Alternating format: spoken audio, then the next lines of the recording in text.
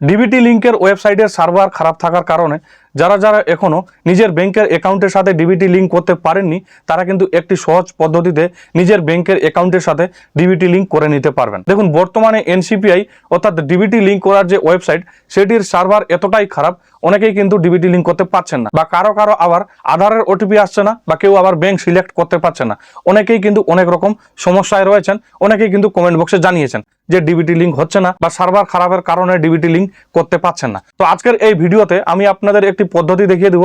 সেই পদ্ধতিতে আপনারা আপনাদের নিজের ব্যাংকের অ্যাকাউন্টের সাথে ডিবিটি লিঙ্ক করে নিতে পারবেন খুব সহজে, বা আপনার ব্যাংকের অ্যাকাউন্টের সাথে আপনি ডিবিটি লিঙ্ক চেঞ্জ করে নিতে পারবেন। মনে করেন আপনার অন্য একটি ব্যাংকে ডিবিটি লিঙ্ক রয়েছে এবং আপনি বর্তমানে চেঞ্জ করতে চাইছেন অন্য ব্যাংকে, সেই ক্ষেত্রে আপনারা কিন্তু এই পদ্ধতিতেই আপনার ব্যাংকের অ্যাকাউন্টের সাথে ডিবিটি লিঙ্ক চেঞ্জ করে নিতে পারবেন বা পরিবর্তন করে নিতে পারবেন। তো চলুন বেশি কথা না বলে দেখে নেওয়া যাক কি পদ্ধতি আপনারা অবলম্বন করলে বা কি পদ্ধতিতে আপনারা আপনাদের ব্যাংকের অ্যাকাউন্টের সাথে ডিবিটি লিঙ্ক করে নিতে পারবেন একদম সহজে। তো চলুন দেখে নেওয়া যাক। তো ভিডিওটি শুরু করার আগে আপনাদের একটি ছোট্ট অনুরোধ, যদি আপনি চ্যানেলে নতুন হয়ে থাকেন তাহলে অবশ্যই আমাদের চ্যানেলটিকে সাবস্ক্রাইব করে পাশে থাকা বেল আইকনটি ক্লিক করে রাখবেন পরবর্তীতে এইরকম ইনফরমেটিভ ভিডিওর নোটিফিকেশন পেতে।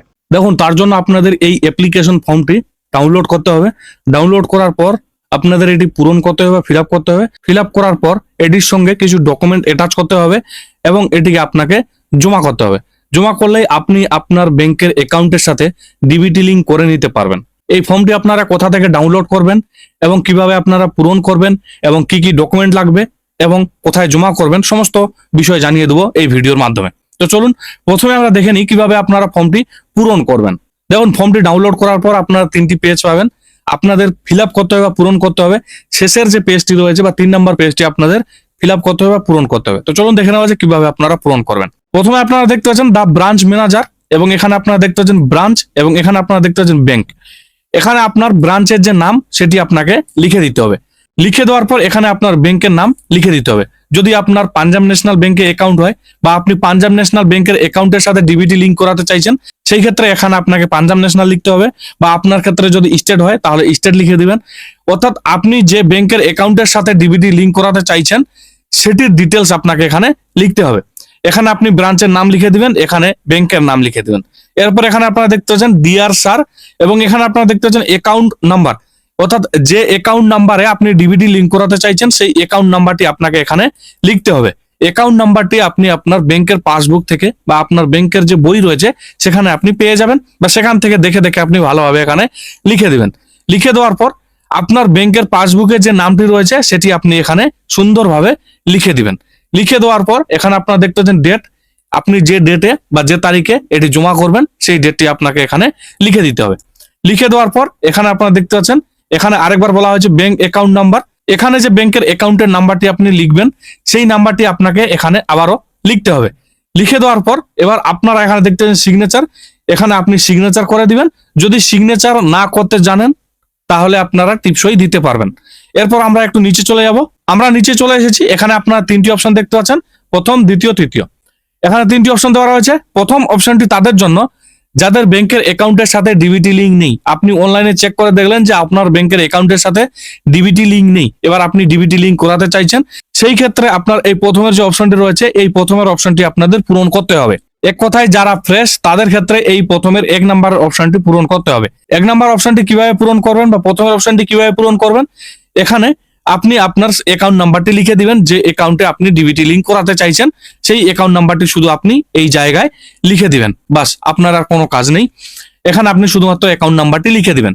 এবার দ্বিতীয় যে নাম্বারটি রয়েছে বা দ্বিতীয় নাম্বারে যেটি রয়েছে সেটি হলো একই ব্যাংকে যাদের 2টি 3টি অ্যাকাউন্ট রয়েছে, 2-3 ধরনের অ্যাকাউন্ট রয়েছে, সেই ক্ষেত্রে এই 2 নাম্বার অপশনটি তাদের পূরণ করতে হবে। মনে করেন আপনার পাঞ্জাব ন্যাশনাল ব্যাংকে অ্যাকাউন্ট রয়েছে, লোন অ্যাকাউন্ট রয়েছে, সেভিংস অ্যাকাউন্ট রয়েছে এবং আপনার কারেন্ট অ্যাকাউন্ট রয়েছে। এবার মনে করেন আপনার ডিবিটি লিঙ্ক রয়েছে অলরেডি কারেন্ট অ্যাকাউন্টে, এবার আপনি সেভিংস অ্যাকাউন্টে ডিবিটি লিঙ্ক চেঞ্জ করতে চাইছেন বা পরিবর্তন করতে চাইছেন, সেই ক্ষেত্রে আপনাদের এই 2 নাম্বার অপশনটি পূরণ করতে হবে বা ফিল আপ করতে হবে।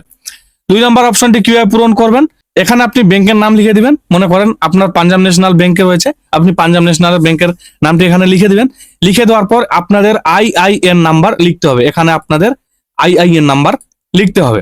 এবার এই আইআইএন নাম্বারটি আপনি কোথায় পাবেন সেটি আমি আপনাদের দেখিয়ে দিচ্ছি। আইআইএন নাম্বার বের করার জন্য আপনাদের এনসিপিআই এর যে অফিসিয়াল ওয়েবসাইট রয়েছে সেটিতে চলে আসতে হবে।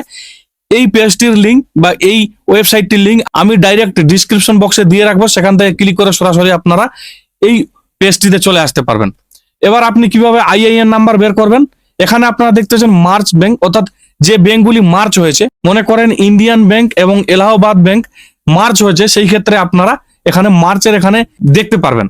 এবং যে ব্যাংকগুলি লাইভ রয়েছে, মনে করেন স্টেট ব্যাংক বা আর অন্য কোনো ব্যাংক যেগুলি লাইভ রয়েছে, কোনো ব্যাংকের সঙ্গে মার্চ হয়নি, সেই ক্ষেত্রে আপনারা এই লাইভ ব্যাংকের এখানে পাবেন। এবার এখানে আপনারা দেখতে পাচ্ছেন আইআইএন নাম্বার, এবং এখানে আপনারা যে নাম্বারটি দেখতে পাচ্ছেন এটি হলো আইআইএন নাম্বার। এটি আপনাদের এই আইআইএন নাম্বারের এখানে বসাতে হবে।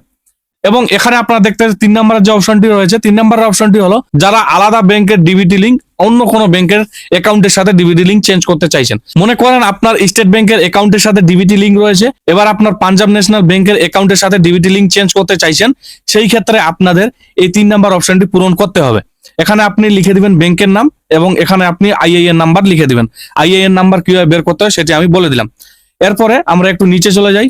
নিচে আসার পর আপনাদের কিছুই করতে হবে না, এখানে আপনি সিগনেচার করে দিবেন। যদি সিগনেচার না করতে পারেন তাহলে আপনারা টিপসই দিয়ে দিবেন। এখানে আপনি আপনার নাম লিখে দিবেন, এখানে আপনি আপনার মোবাইল নাম্বার লিখে দিবেন, এখানে আপনি আপনার ইমেল আইডি লিখে দিবেন, এবং এই ফর্মটির সঙ্গে আপনাদের একটি আধার কপি অর্থাৎ আপনার আধার কার্ডের জেরক্স কপি আপনাকে অ্যাটাচ করতে হবে। এবং অ্যাটাচ করার পর আপনাকে ব্যাংকে আপনার জমা করতে হবে, অর্থাৎ যে ব্যাংকে আপনি ডিবিটি লিঙ্ক করাতে চাইছেন সেই ব্যাংকে আপনাকে জমা করতে হবে। এবং শেষে আপনি এখানে একটি সই করে দিবেন অথবা আপনি এখানে টিপসই দিয়ে দিবেন। বাস, এরপর থেকে আপনার ব্যাংকের অ্যাকাউন্টের সঙ্গে ডিবিটি লিঙ্ক হয়ে যাবে। এবং এই ফর্মটি আপনারা আমার টেলিগ্রাম চ্যানেলে পেয়ে যাবেন। টেলিগ্রাম চ্যানেলের লিঙ্ক আমি ডিসক্রিপশন বক্সে দিয়ে রাখবো, সেখান থেকে আপনারা এই ফর্মটি ডাউনলোড করে নিতে পারবেন। এবং এটির আরেকটি পদ্ধতি রয়েছে, যে ব্যাংকের অ্যাকাউন্টের সাথে আপনি ডিবিটি লিঙ্ক করাতে চাইছেন সেই ব্যাংকের কোনো একটি সিএসপি তে যাবেন, যাওয়ার পর আপনি আপনার ব্যাংকের অ্যাকাউন্টের সাথে ডিবিটি লিঙ্ক করে নিতে পারবেন। তবে আপনি এই দুইটি পদ্ধতির মধ্যে যে কোনো একটি পদ্ধতি অবলম্বন করে আপনার ব্যাংকের অ্যাকাউন্টের সাথে ডিবিটি লিঙ্ক করে নিতে পারেন।